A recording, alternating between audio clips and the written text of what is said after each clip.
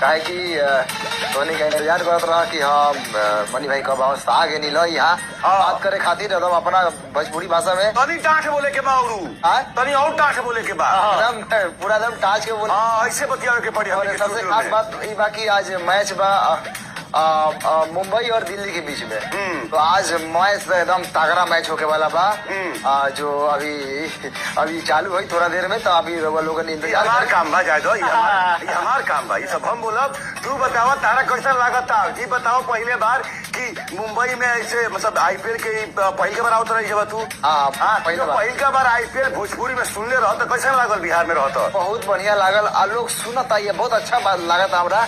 लोग सुनता भोजपुरी से जुड़ता इसे भोजपुरी आगे बढ़ी तो अच्छा बात। खास बात क्या लागल तारा सुन के बताओ? लागल कि मजा आवेला लागल लोग मतलब सब लोग के इंटरटेन होला थोड़ा सा हंसी आवेला तो लोग देखेला जुड़ेला लोग के चला एगो चौका छक्का लागल चाहे एगो बॉल मिस हो गई चाहे वाइड चल गई चाहे बार बार वाइड जाता नो बॉल जाता तो भोजपुरी में कैसे का हमनी का लगे गाँव के तुम तो खेलते हो क्रिकेट तो कैसे कहत रही हमनी के वाइड 3 बार डिग्बे तो तोरा घटा दे जैसे बार बार वाइड फेंके हमनी ने हाथ होके लागत है हाथ टेढ़ हो गल बा हटाओ दूसरा कोनो के लिए फार्मा टेढ़ हो गल बा और फार्मा टेढ़ हो गल बा।